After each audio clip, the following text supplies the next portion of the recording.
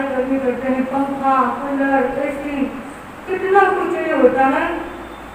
हमें चिंतन करना चाहिए कि इस गर्मी तो कुछ भी नहीं है। ऐसे इससे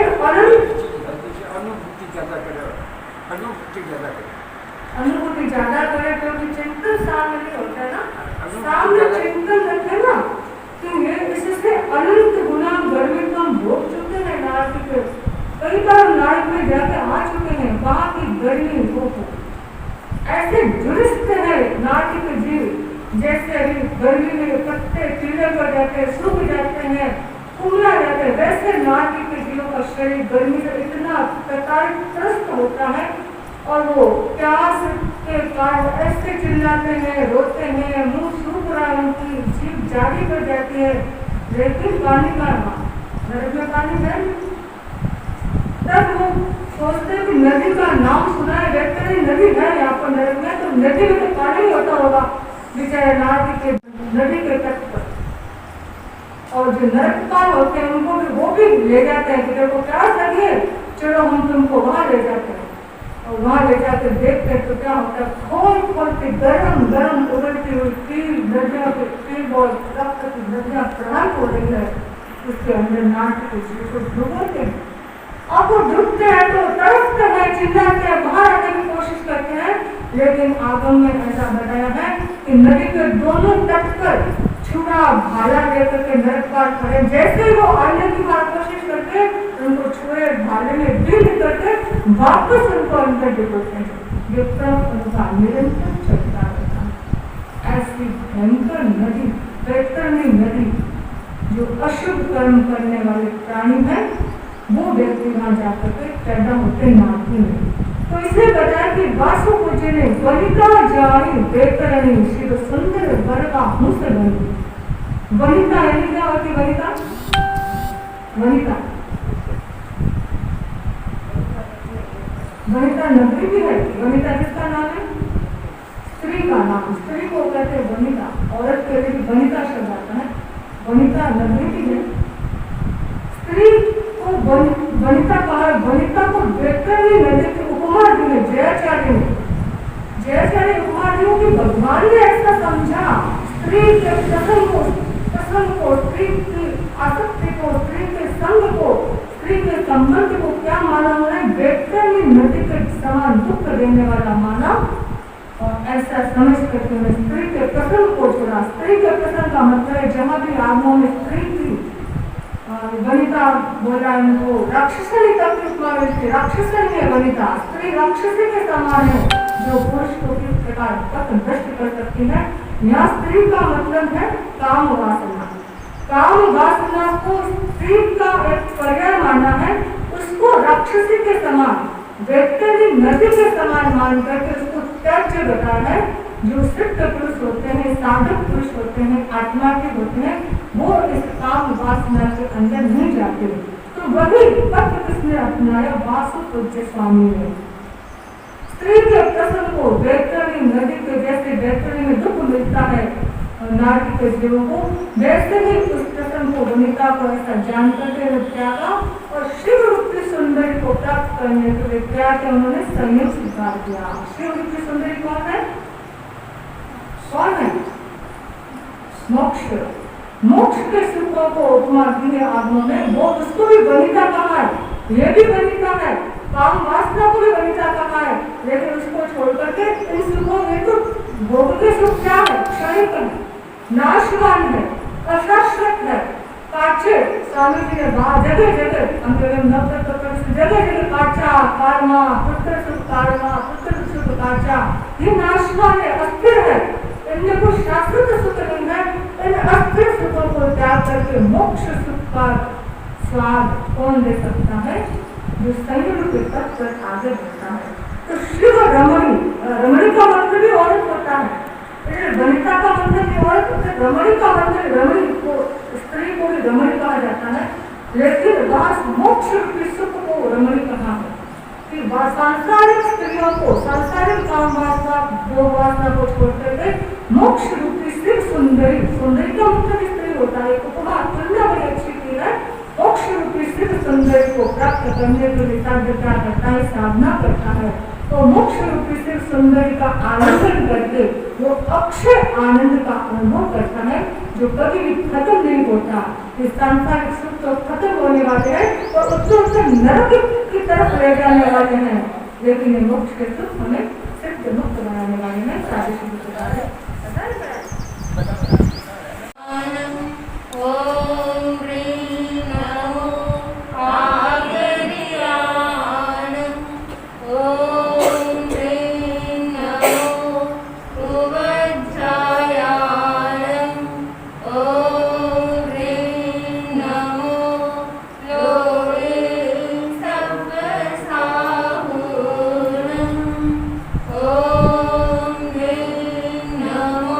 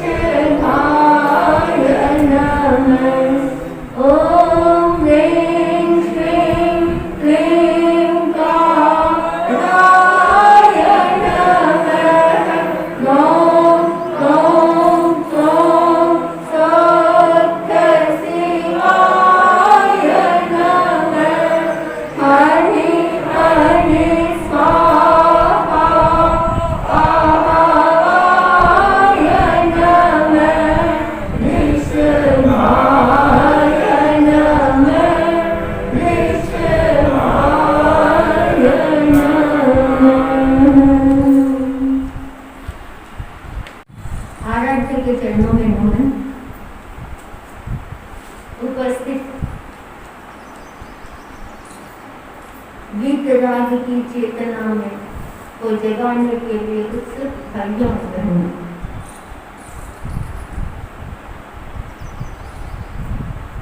हमारी दुनिया में एक होता है पक्ष और एक होता है प्रतिपक्ष। यत् सत तत् प्रतिपक्षम। इस दुनिया में वही सत्य है जिसका कोई न कोई प्रतिपक्ष है। दिन है तो अगर रात नहीं होती तो दिन होता। हर चीज का कोई न कोई प्रतिपक्ष है। पुण्य है तो पाप है, प्रवृत्ति है तो निवृत्ति है, सफेद है तो काला है। कितनी चीजें यत् सत तत् प्रतिपक्षम जो है उसका कोई न कोई प्रतिपक्ष विद्यमान है। तो कषाय भी एक सत्य है। कषाय यह भी कहाँ रहते हैं? कषाय कषाय कहाँ रहते हैं? आत्मा में रहते हैं।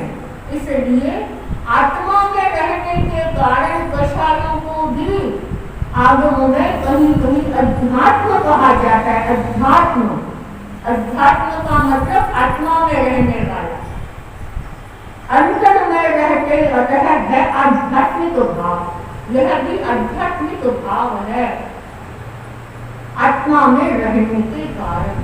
तो ये कषाय है, इनका प्रतिपक्ष भी है। प्रतिपक्ष क्या?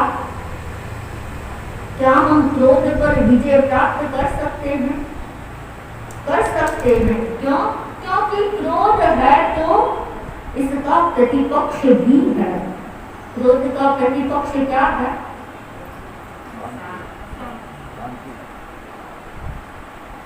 शांति, उपशाम, शांति। इसलिए आगमों में इनको जीतने का उपाय बताया। उपशमेन हरे को हम क्रोध को विजय प्राप्त करें, क्रोध पर विजय प्राप्त करें। किसके द्वारा? उपशम के द्वारा। उपशमेन हरे को हम उपशम के द्वारा क्रोध का हनन करें।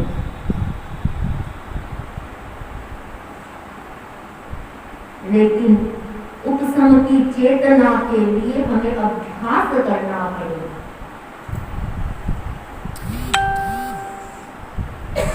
मान को किससे जीते? मान का प्रतिपक्ष क्या है?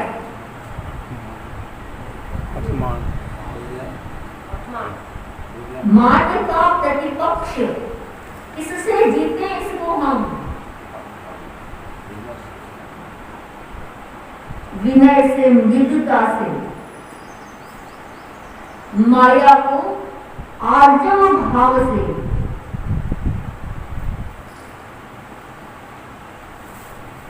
और लोभ को किससे जीते? संतोष से। संतोष आ जाएगा तो फिर लोभ अपने आप खत्म हो जाएगा। क्योंकि आगमों में कहा है लोभ लाभ को बढ़ाता है और लाभ लोभ को बढ़ाता है। जहाँ लाभ हो तहाँ लोभ हो, लाभा लोभो गवट गई, दो मास कयो गज्जम कोली ये भी न मिठाई। आगमों में कपिल का उदाहरण आता है। आप लोग सब सुना होगा, जानते होंगे। कपिल ब्राह्मण का एक पुत्र कपिल छोटी उम्र में पिता का स्वर्गवास हो गया। एक बार माता मकान के छत पर खड़ी थी और देखी, उसने देखा कि एक राज पुरोहित पूरे साज बाज के साथ राज दरबार में जा रहा है। उसको देखा तो उसकी कपिल की माँ भटिया की आंखों में क्या आ गया? पानी आ गया। तब पुत्र ने पूछा, माँ आज तुम्हारी आंखों में पानी कैसे? माँ ने कहा नहीं, ऐसी बात नहीं, कोई खास बात नहीं, मुझे बताओ। तो क्या बोले कि मैंने आज इस राज ब्राह्मण राजपुरोहित को देखा तो मेरे तुम्हारे पिता की मुझे याद आ गई कि वो भी राजा के यहाँ राजपुरोहित थे और इसी साज-बाज के साथ राज दरबार में जाते। तब कपिल ने कहा कि ऐसी बात है, तब तो मैं भी बड़ा होकर राजपुरोहित बनूंगा। तब मां ने कहा ऐसे नहीं बनना चाहता, पहले इसके लिए ज्ञान करना पड़ता है और व्यक्ति को ज्ञान नहीं होता है तो उसको कौन पढ़ देगा। ज्ञान बहुत जरूरी है, इसलिए विद्याओं का अध्ययन करना पड़ता है। तुम्हारे पिता तो 14 विद्याओं के पारगामी थे, इसलिए उनको इतना बड़ा पद मिला। तब कपिल ने कहा मैं भी अध्ययन करूंगा। मां ने कहा इस गांव में तुम्हारे हितैषी नहीं है ज्यादा, क्योंकि जो आगे बढ़ने वाले होते हैं उनके पीछे भी बहुत सारे लोग लग जाते हैं, तो यहाँ तुम्हारा अध्ययन नहीं होगा। देखो तुम वहां जाओ श्रावस्ती नगरी में, वहां तुम्हारे पिता के एक मित्र रहते हैं सोम शर्मा, वो तुमको अध्ययन करवा देंगे। ठीक है, तो फिर माँ की आज्ञा लेकर के कहाँ गया? सोम शर्मा अपने पिता के मित्र के पास अध्ययन करने गया। मित्र बहुत खुश हुआ अपने मित्र के पुत्र को देख करके और कहा कि देखो अध्ययन तो मैं करवा दूंगा, लेकिन खाने की व्यवस्था ऐसे करते हैं तुम्हारी एक सेठ के घर रख देते हैं, क्योंकि अगर भोजन में समय लगेगा तो तुम अध्ययन कब करोगे। बनाने में, पकाने में, सामान व्यवस्था जुटाने में बहुत समय लगता है। इसलिए आजकल हमारी बहनें समय बचाने के लिए, हमने सुना कि शहरों में तो भोजन भी ऑनलाइन मंगाते हैं, ऑनलाइन मंगाते हैं और सारी चीजें तो आ गई। घर पे कौन माथा पच्ची करे, चिल्ला जगाए, आटा हो, 10 चीजें ऑनलाइन आया, खाया खत्म। भोजन में समय लगता है। तो एक सेठ के यहाँ कपिल के खाने की व्यवस्था हो गई। सेठ की दासी प्रतिदिन उसको भोजन करवाती। भोजन के इस क्रम से दोनों आपस में बातचीत करके दोनों का एक दूसरे के प्रति क्या हो गया? अनुराग हो गया। अनुराग हो गया और अनुराग इतना बढ़ गया कि दोनों एक दूसरे के हो गए। ऐसे करते करते एक दिन क्या हुआ? दासी महोत्सव आया और दासी महोत्सव आया तो उस दासी के आंखों में पानी आ गया। कपिल ने देखा कि आज इसकी आंखों में पानी है। पूछा क्यों? कि बोले दासी महोत्सव है, मैं गरीब हूँ, मेरे पास कुछ नहीं है। उत्सव होता है तो हाथ में पैसे होते हैं तो हम आनंद मना सकते हैं, मनोरंजन कर सकते हैं। मेरा सेठ इतना मुझे वेतन देता नहीं, मेरे और सहेलियां जो है और दासियां हैं जो वो तो इतना आनंद प्रमोद करेगी, मेरे पास कुछ नहीं है। और तुम भी ऐसे पराए घर में भोजन कर रहे हो तो तुम भी कहाँ से लाओगे? कपिल ने ये सुना तो उसके मन में आया कि इसको धन तो देना है, कहाँ से लाए? तब दासी ने कहा कि यहाँ का राजा क्या करता है, जो सबसे पहले ब्रह्म मुहूर्त में उठ करके राजा के पास जाता है उसको वो 2 मासा सोना देता है। 2 मासा सोना बहुत होता है। कपिल ने सोचा आज इसकी इच्छा पूरी करनी है और मैं क्या करूं, सबसे पहले राजा के पास पहुंच जाऊं। रात को सोया, नींद नहीं आई कि अरे मेरे से पहले कोई और पहुंच गया तो ये सोना मुझे नहीं मिलेगा। इसलिए वो क्या किया, आधी रात को उठ के रवाना हो गया। अब आधी रात को गलियों में कौन घूमता है? या तो चोर या कुत्ते, दो ही घूमते हैं। तो वो जो रात को रखवाले पहरेदार थे, उन्होंने देखा कि रात को यह आदमी कहाँ जा रहा है। चोर चोर समझ करके उसको क्या किया, पकड़ लिया और पकड़ के राजा के सामने प्रस्तुत कर दिया कि ये चोर उच्चक्का आधी रात को गांव में घूम रहा है। राजा ने पूछा भाई क्या बात है? सरल था, सारी बात सही सही बता दी। राजा उसकी सरलता से इतना प्रभावित हुआ और बोला कि तुमको जितना चाहिए उतना धन मांगो। उसकी सरलता से, नहीं तो राजा का नियम क्या था, कितने मासा सोना देना, लेकिन उसकी सरलता से, क्योंकि सरलता सबको प्रभावित करती है, उसने कहा कि ठीक है मैं सोच के बताऊंगा। वो उद्यान में गया, और कहा कि 2 मासा तो क्या 100 मासा मांग लेता हूँ। फिर बोले 100 मासा तो क्या होगा, 100 मासा तो मेरे पूरे 12 महीना का भोजन भी नहीं होगा, क्या करूं, 1000 मासा मांग लेता हूँ। 1000 मासा सोचा तो फिर बोला 1000 मासा में तो घर बनेगा और सारी सुख सुविधाएं वहां से आएगी, क्या करूं, 10,000 मांग लूं। फिर मित्र आएंगे, खाना उनको खिलाना होगा, वो सारा कहाँ से आएगा, क्योंकि हमारे तो मेहमान आते हैं, उनकी भी तो आओ भगत करनी पड़ती है, कितनी आओ भगत करनी पड़ती है। तो फिर ऐसे करते करते उसकी इच्छा कहाँ पहुंच गई, करोड़ों तक पहुंच गई, वहां तक गया और फिर उसकी इच्छा बढ़ती जा रही है। चेतना में एक ऐसा स्फोट हुआ, झंकार हुई एक चेतना में कि अरे मेरी इच्छा तो बढ़ती जा रही है, इच्छाओं आकाश समान दया, आकाश के समान मेरी इच्छा बढ़ती जा रही है, कहीं कोई सीमा नहीं है, आखिर कहाँ तक पहुंचूंगा, क्या करेगा ये धन मेरे, क्या काम आएगा ये धन मेरे। ऐसे सोचते शुभ कर्मों का उदय हुआ, मोह कर्म का हल्कापन हुआ। सोचा नहीं इस दुनिया में तो जैसे लाभ होगा लोभ बढ़ता जाएगा, जहाँ लाभ हो तहाँ लोहे न बढ़ गई, 2 मास कयम कज्जम कोड़ियों में न निकली।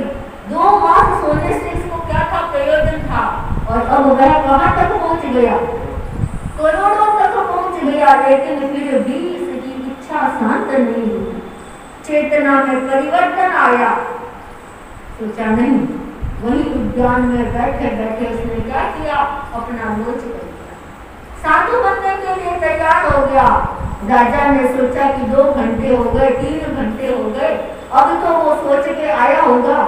आया राजा के पास दरबार में, राजा ने पूछा क्या चाहिए, बोले कुछ नहीं चाहिए, जो चाहिए था वो मिल गया, जो मुझे प्राप्त करना था वो मिल गया, मेरी कोई चाह नहीं है। तो वह कपिल मुनि बन गया, और मुनि बन करके उस जंगल में जाकर साधना में लीन हो गया, और लीन होकर के उस जंगल में 500 चोर निवास करते थे, चोरी करके अपना सारा माल और सारा कहाँ करते थे, उस जंगल में करते थे। 500 चोरों ने देखा कि एक मुनि, एक नव युवक सब कुछ छोड़ करके इस अवस्था में अपनी साधना में लीन है। तब कपिल ने उनको उपदेश दिया। उस अध्ययन का नाम उत्तराध्ययन में कापिलीय अध्ययन है, और सबसे पहले उस उपदेश का जो श्लोक है या शिक्षा है कपिल ने उनको दी, गा करके स्वयं में संसारम में दुख मोराए, नाम भजतं गम्यं जयराम दुर्गं न गच्छे जा। कपिल ने उन चोरों को उपदेश दिया कि अध्रुव अशाश्वत इस लोक में, ये लोक कैसा है, अध्रुव है, अशाश्वत है, दुख पहुंचाए, दुख प्रचुर है, भयंकर इसमें दुख है। तो इस दुनिया में ऐसे अशाश्वत अध्रुव संसार में क्यों नाम वज्रतम कमयम, ऐसा कौन सा कर्म करूं जिससे जेना हम दुर्गम न गच्छे जा, जिससे मैं दुर्गति में नहीं जाऊं, जिससे मेरी अगली गति बिगड़े नहीं। कषाय करने वाले व्यक्ति की गति सुधरती नहीं है, बिगड़ती है। ऐसा उपदेश सुना 500 चोर प्रतिबुद्ध हो गए एक साथ और 500 ने दीक्षा ले ली। कहाँ चोर या कर्म, लेकिन उस एक चेतना के कारण 500 चेतना जागृत हो गई, सब के सब दीक्षित हो गए। तो कहने का मतलब है कि लाभ से, लोभ से व्यक्ति को कभी तृप्ति नहीं मिलेगी, तृप्ति मिलेगी संतोष से। तो लोभ को किससे जीते? संतोष से जीते। क्यों? क्योंकि क्रोध किसका नाश करता है? क्रोध किसका नाश करता है?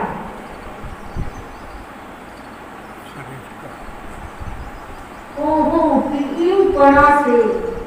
क्रोध किसका नाश करता है? प्रीति का, प्रेम का।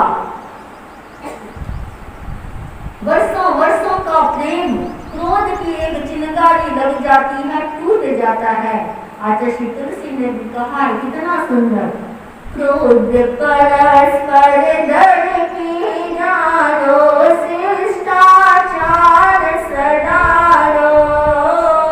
क्रोध परस्पर दर्पी नारो, शिष्टाचार सदारो।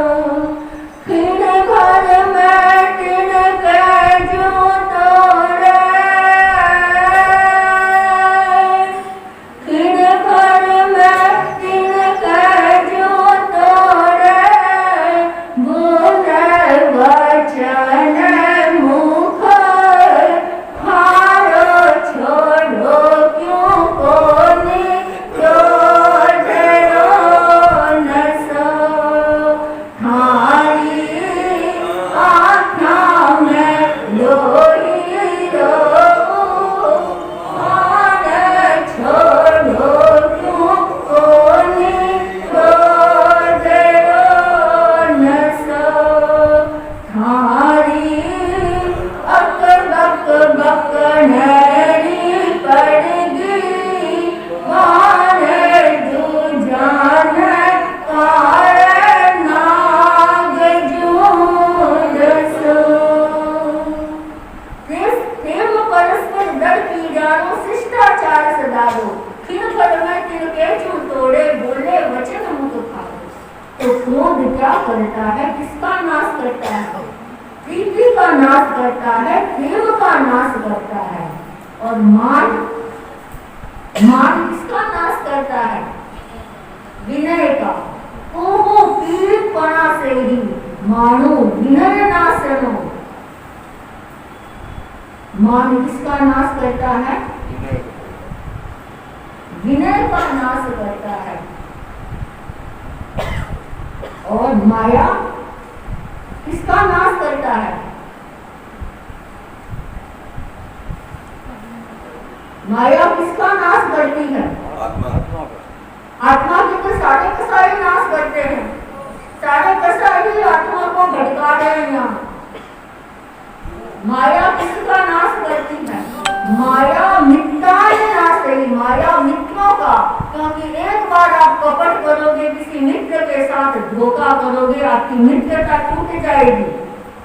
आपकी सघन मित्र है, मैत्री है, लेकिन अगर आपने उसके साथ माया कर दी, धोखा दिया, व्यापार साथ साथ चलता है, एक दांत रोटी टूटती है, पर एक ने अगर माया कर दी, कुछ गड़बड़ कर दी, वो मित्र नाश हो जाएंगे, मित्र हमारे खत्म हो जाएंगे।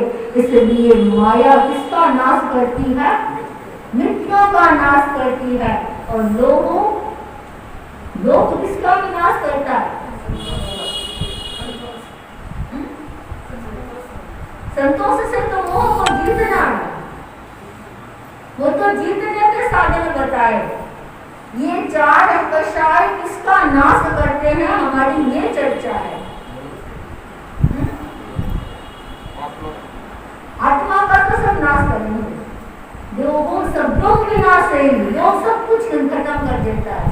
लोभी व्यक्ति को कुछ नहीं दिखता है, न परिवार दिखता है, न संबंध दिखता है, न सत्य दिखता है, न शिष्टाचार पता चलता है।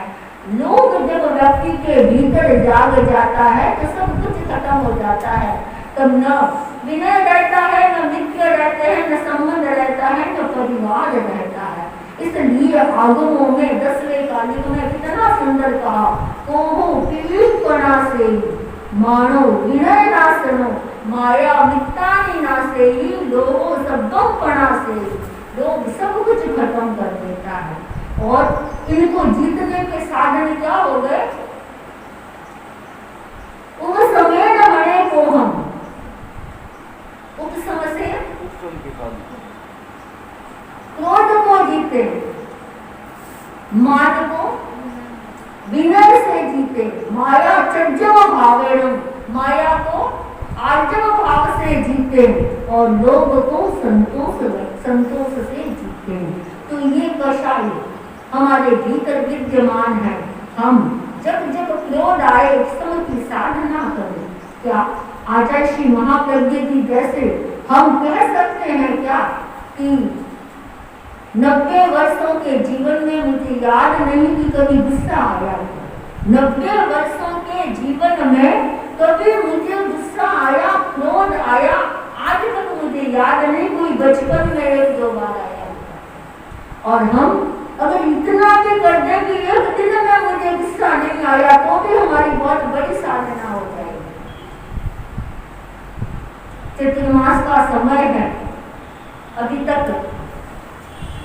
रतनगढ़ में तपस्या का दौर चालू नहीं है।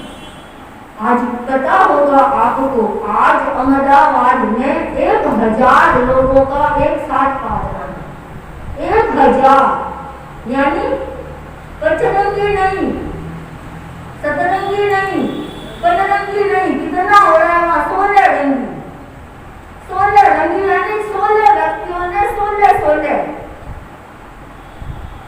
15, 13, 13, 12, 10, 11, ऐसे 16 व्यक्तियों ने, ये तो इतनी तपस्या।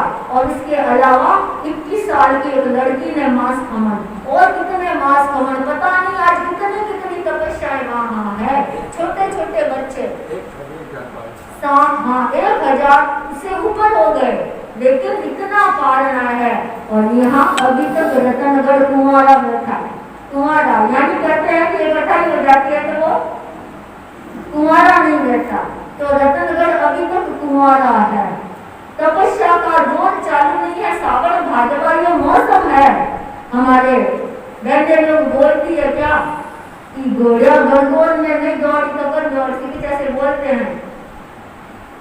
तो चतुर्मास में अगर तपस्या का दौर नहीं चले, मांस कमर शरीर की स्थिति है, कोई बात नहीं, पर अठाई की चेतना अगर कोई कर सके तो जागे। ये चतुर्मास है, जागने का समय है, अपनी शक्ति को टंटोड़े।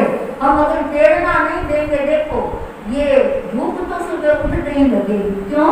क्योंकि ये औदारिक शरीर है।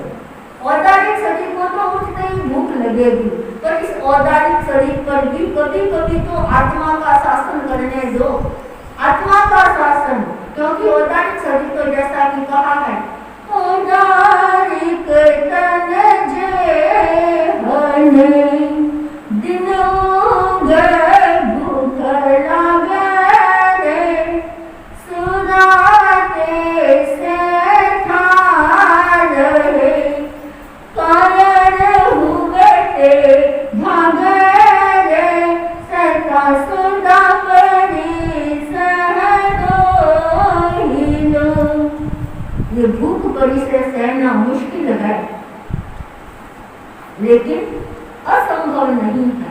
तो कोई जागे, कम से कम 1, 2, 3 जितनी हो, लेकिन खाली तो नहीं जाए। चतुर्मास तपस्या करें, ठीक है, शरीर की नहीं हो कोई बात नहीं, लेकिन कम से कम उपशम की साधना तो करें।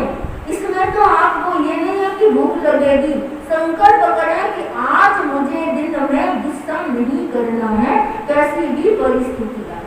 तो ये उपशम की साधना करें, ये भी एक तप है, यह भी तप है। हम अपने मन पर नियंत्रण करें, मन की मुक्ति करें, यह भी तप है। खाने की चीज सामने आई और जो आया सब खाया, जो में की सीमा नहीं, अभिग्रह करें। खाने की पदार्थों का हम सीमाकरण करें, इस पर नियंत्रण करें। कब होगा? अभिग्रह करेंगे नाना प्रकार के, अनशन करें, उन्मोचन करें, अभिग्रह करें, मन पर नियंत्रण करें, मन की मुक्ति की साधना करें। ये सब तो हम कर सकते हैं, तपस्या भी इसके साथ साथ होनी चाहिए। तो अभी तो शादी मैं अपना मालिक नहीं हूँ, ये कितनी बड़ी विडंबना है कि इतना वैभव मेरे पास, इतनी रिद्धि सिद्धि मेरे पास, सब कुछ है, नौकर चाकर दास दासियां मेरी सेवा में हाजिर हो रही है, फिर भी मैं अपना मालिक नहीं हूँ आज तक। यानी मेरे ऊपर भी कोई मालिक है। क्यों? क्योंकि जब तक व्यक्ति वासना का दास रहेगा तब तक वह अपना मालिक नहीं बनेगा। जब तक व्यक्ति पदार्थों का दास बनेगा, व्यक्ति अपना मालिक नहीं होगा। वो गा रहा है, सोच रहा है, वासना दास में तब सास नारो दास अब मैं, वासना दास तब मैं सास नारो वास अब मैं, भगत कोई क्यों व्यसन में, जगत रयनी रोम से रो वासना में मग्न मानव, जाग जावे तब सवेरो, नहीं जी भरे करी करनी, अनुसरे नहीं सुगुरु सरणी, कुंभ करणी नींद आग, नाक में बड़े छेड़ो, वासना में मग्न मानव, जाग जावे तब सवेरो, आज है ओ दिन चैन। शाली भद्र क्या कर रहा है, क्या सोच रहा है कि वासना का दास तब मैं, साधना का दास अब मैं। अब तक मैं वासना का दास बना हुआ था, अब मैं अपनी आत्मा में शासन मेरे भीतर जाग गया है, इसलिए मैं अब साधना का दास बन गया हूँ। मैंने इतना समय ऐसे ही खो गया। जगत रयनी रो बसेरो, ये जगत किसका है? रैन भर का बसेरा है। पता नहीं कब बुलावा आए, व्यक्ति को जाना पड़े। मैंने इतना समय ऐसे ही खो दिया। क्यों? क्योंकि आज तक मैंने कोई करनी नहीं। क्या किया मैंने? केवल मेरी 7वीं मंजिल में रह करके मेरी पत्नियों के साथ, 32 रानियों के साथ मौज मस्ती आनंद किया। क्या किया मैंने? कुछ नहीं किया। क्यों नहीं किया? मैंने किसी गुरु सुगुरु शरण में मैं गया ही नहीं, कभी गुरु की सन्निधि में पहुंचा ही नहीं। क्योंकि गुरु के पास हम जाते हैं, साधु संतों के पास जाते हैं, तब हमें क्या होता है? कुछ ज्ञान मिलता है। पर आज तक मैं बेड से नीचे ही नहीं उतरा। मैं किस नींद में सोया हुआ था? किस नींद में? कुंभकर्णी नींद।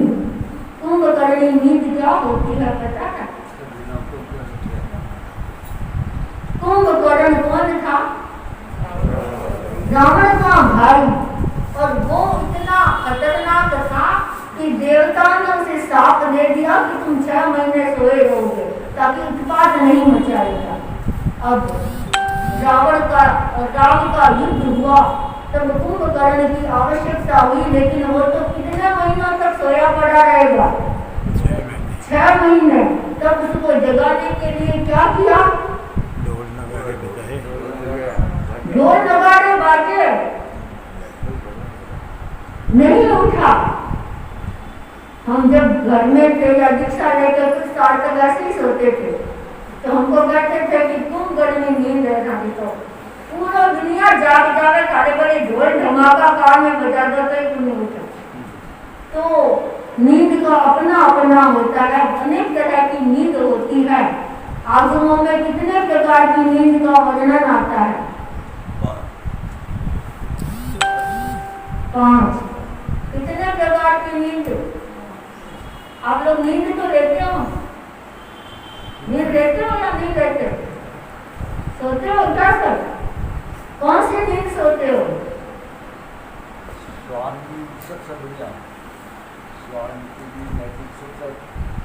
आगमों के अनुसार नींद के कितने प्रकार?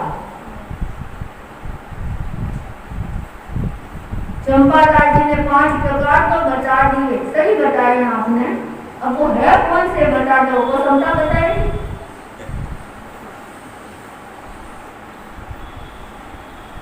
देखो, हमारे दर्शनावरणीय कर्म का उदय होता है तब हमें नींद आती है। कौन से कर्म का उदय होता है? दर्शनावरणीय कर्म का उदय होता है तब नींद आती है। तो पहली नींद होती है निद्रा। उस नींद का नाम है निद्रा। निद्रा वह नींद होती है जो सुख से आती है, सुख से जाग जाती है। सोते ही नींद आ गई, जितना सोना था सो गया, जो समय हुआ उस समय आराम से उठ जाएगा, उठाना नहीं पड़ेगा। ये कौन सी नींद है?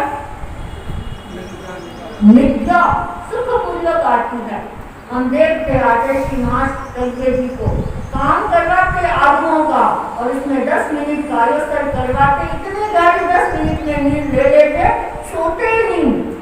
आचार्य श्री महाप्रज्ञ जी फरमाते कि मुझे कभी ऐसे नहीं लगा कि नींद नहीं आ रही है। क्यों? क्योंकि मैंने कभी तनाव लिया ही नहीं। जिस व्यक्ति के मन में तनाव होता है वह रात को जागता है। तनाव नहीं हो उसको क्या नींद आएगी? तनाव होगा उसको कैसे नींद आएगी? आचार्य श्री फरमाते कभी कभी तो सोते और वो पछे भी यहाँ पैरों तक भी नहीं आती ओढ़ने के लिए, और उसके बीच में नींद आ जाती।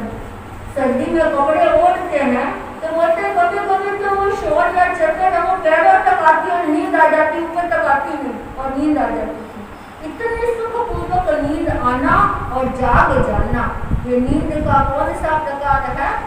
निद्रा। दूसरा है निद्रा निद्रा।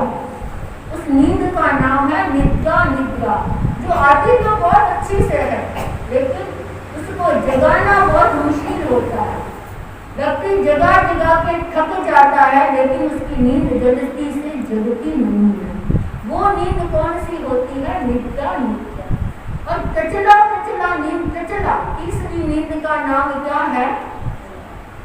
टचला। टचला कौन सी नींद हो गई? जो बैठे बैठे आती रहती है।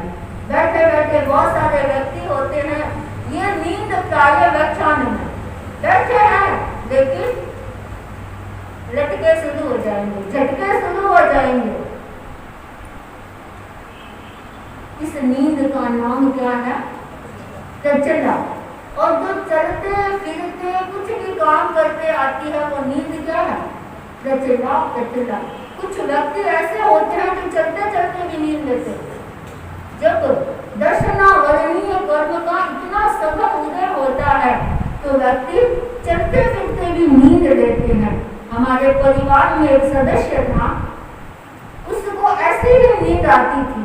वो खाना बनाती तो भी उसको नींद आ जाती थी, इसलिए घर वाले डर के उसको तो रसोई में जाने देते कि रसोई बनाते बनाते कभी अगर नींद आ गई तो तवा यहाँ लग जाएगा तो क्या हो जाएगी? मुश्किल हो जाएगी। तो बहुत बार इसको मना करते, लेकिन अब गृहस्थ से काम करना पड़ता है, तो बहुत बार उन्होंने हाथ जलाए हैं, अंगुलियां जलाई है इस नींद के कारण। तो ये नींद कौन सी है? टचला टचला टचला टचला। चलते फिरते नींद आती रहती है, बातें करते हैं और नींद आ जाती है, काम करते हैं नींद आ जाती है। तो ये नींद का कौन सा प्रकार हो गया? चौथा प्रकार हो गया। तो पहला प्रकार निद्रा, दूसरा निद्रा निद्रा, तीसरा टचला, चौथा पचला पचला। और पांचवी जो सबसे सघन नींद होती है उसको कहा जाता है स्त्यानर्दी नींद। स्त्यानर्दी नींद का उदय होता है कब? जब व्यक्ति के भीतर दर्शना वर्णीय कर्म का इतना सघन उदय होता है, उस नींद में व्यक्ति के कितना बल आ जाता है, बाहुबल जैसे जितना बल आ जाता है उस नींद में, और उस नींद में वो ऐसे ऐसे काम कर लेता है उसको पता ही नहीं चलता है। आगमों में ऐसे उदाहरण मिलते हैं किसी साधु के कर्मों के उदय, बस इस नींद का उदय होता है और वो रात को जंगल में चला जाता है, सिंह का जबाड़ा फाड़ के आ जाता है और आकर सो जाता है। फिर गुरु से कहता है गुरुदेव मुझे आज सपना आया कि मैंने सिंह के जबाड़े को फाड़ के आ गया, आप मुझे प्रायश्चित दो। गुरु उधर से किसी कारणवश गोचरी या पंचमी के लिए निकलते और देखते हैं कि सिंह तो साक्षात जबाड़ा फाड़ा हुआ पड़ा है। बोला उस साधु के क्या हो गया, स्त्यानर्दी नींद का उदय हो गया। और जिसके स्त्यानर्दी नींद का उदय होता है फिर उसको संग में नहीं रखा जाता, संग से निकाल दिया जाता है, संग से बहिष्कृत तक कर दिया जाता है।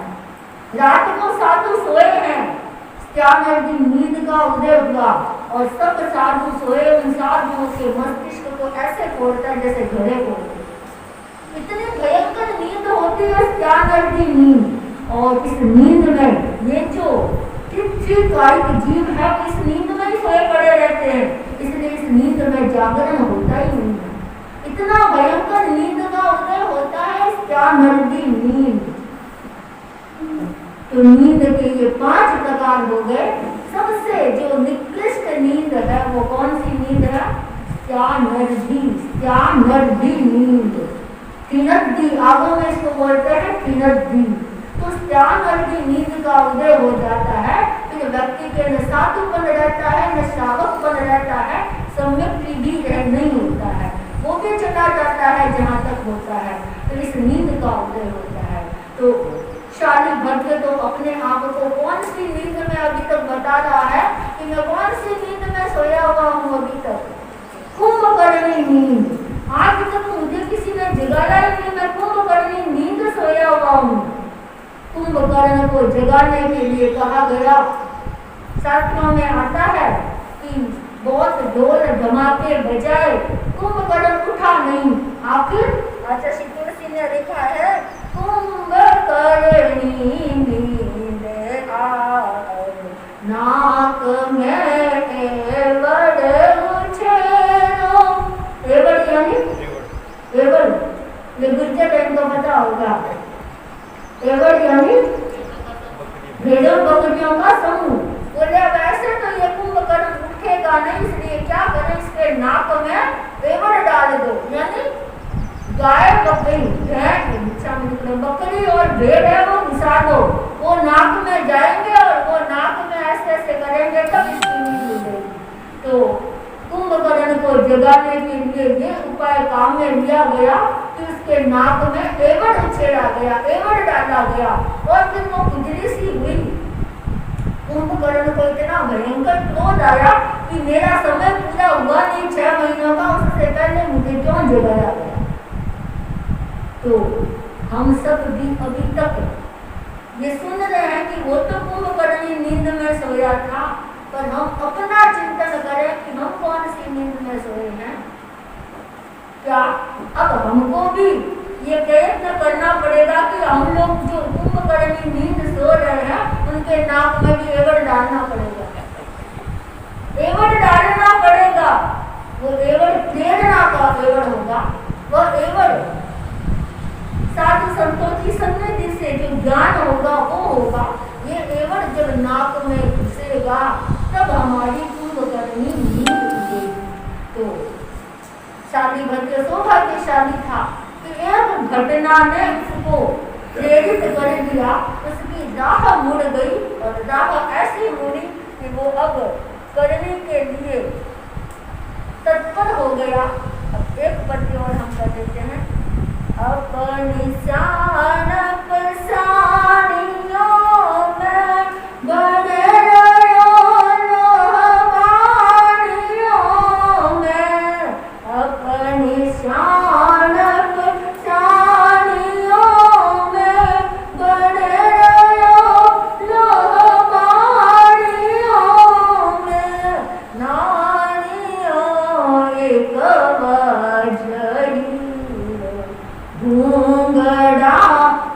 बैठा आवेरो वासना में मग्न मानव जाग जावे तब सवेरो। अपनी शान पशानियों में शालीबद्ध सोच रहा है कि अपनी सोच से तो मैं आज तक बहुत सियाना बना हुआ था। मुझे लगता था कि दुनिया का सबसे सियाना आदमी कौन है? नहीं हूँ। अपने शान से तो मैंने बहुत सियाना बनी, लेकिन आज समझ में आया कि मैं क्या बना हुआ हूँ। लोहबानिया। कौन होता है लोहबानिया? लोभी नहीं, लोहबानिया। और क्या होता है लोहबानिया? सारी बद्ध कैसे लोहबानिया बना हुआ है, इस सारी व्याख्या हम आगे सुनेंगे इसी भावना के साथ। और शाम को कल हमारी 25 वोल्ट की क्लास शुरू हो गई। बहनें आई भी, अच्छा बहनें भी आई, भाई भी आए और बहुत सारे लोग लाभ ले सकते हैं कि सहज तत्व ज्ञान का वो अमृत बंट रहा है, तो हम पीने से वंचित क्यों रहे। तो इस क्लास का एक नियम है, पहले तो जो रोज आता है उसकी अटेंडेंस लगेगी। तो कौन व्यक्ति है जो कुंभकर्णी नींद से जाग गया है और वो अपनी रोज उपस्थिति दर्ज करवा रहा है। दूसरा, वो कितना ध्यान से सुन रहा है। और तीसरा, जब हम प्रश्न पूछेंगे तो उसका वो उत्तर किस ढंग से दे रहा है। इन तीनों पर हम मार्किंग करेंगे, तो आप आओगे तब आपको पता चलेगा। लेकिन इस डर से नहीं कि मराठ परीक्षा लगे मैं तो नहीं जाऊंगा, इस डर से नहीं, ज्ञान लेने के लिए। तो 25 वोल्ट की चर्चा चल रही है। हमारे ये भाई जो जानते नहीं है तत्व क्या है, ये भी बराबर सुन रहे हैं, भाग ले रहे हैं। तो हम तो जैन है, हमको तो तत्व ज्ञान आता भी है, तो हम क्यों वंचित रहे। तो ये हमारी शाम को 8 से 9 बजे तक भरत वंदना भी इसके साथ है, तो क्लास चलती है। तो जो भाई बहन लाभ ले सके लेना चाहिए। और तपस्या के लिए अपने आप को जगाओ भाई बहनों, तपस्या में थोड़ा जागो। जिसका स्वास्थ्य ठीक है अपने आप को जगाओ। कितने आज बता रहे थे बॉम्बे में 7 साल का बच्चा 21 की तपस्या, 7 साल का बच्चा 21 की तपस्या, 21 साल की बच्ची उसके मांस कमर है, कितनी तपस्या। तो हमारे यहाँ बजरंगी तो हम कल्पना ही नहीं कर सकते हैं कि बजरंगी कोई करे। लेकिन 28, 9 जितना जिससे हो सके अपनी चेतना को जगाए। तो जगाते हो सकता है वो हो भी जाएगी। इसी भावना के साथ मंगलम अरहंता मंगलम सिद्धा मंगलम साधु मंगलम केवलिपन्नतो धम्मो मंगलम चत्तारि लोकोत्तमा अरहंता लोकोत्तमा सिद्धा लोकोत्तमा साधु लोकोत्तमा केवलिपन्नतो धम्मो लोकोत्तमा चत्तारि शरणं भवज्जामि अरहन्ते शरणं भवज्जामि सिद्धे शरणं भवज्जामि साधु शरणं भवज्जामि केवलिपन्नतं धम्मं शरणं भवज्जामि विघ्नहरण मंगलकरण स्वामिभिक्षुनो नाम गुणयोलक स्मरण किया सरल अचिंत्या विघ्नहरण मंगलकरण स्वामिभिक्षुनो नाम गुणयोलक स्मरण किया सरल अचिंत्या विघ्नहरण मंगलकरण स्वामिभिक्षुनो नाम गुणयोलक स्मरण किया सरल अचिंत्या सरल अचिंत्या सरल अचिंत्या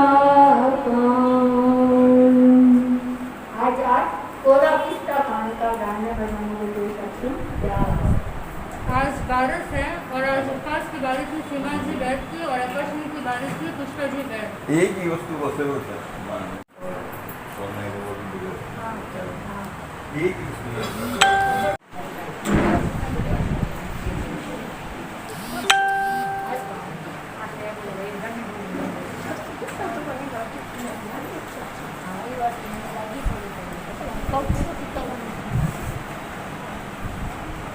एक दो अगर एक दो दिन बारिश नहीं आई तो सूख जाए दिन तो मैं रख सकती परसों भी मैं आई नहीं तो मैं बहुत बोरी आकर के होता लेकर जाती हूँ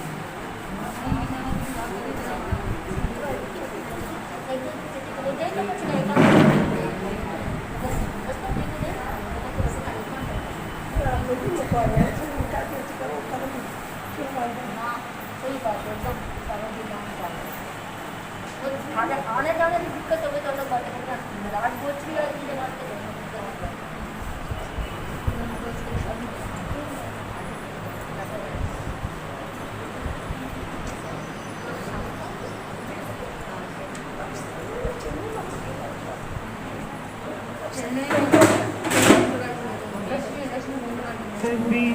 और न कोई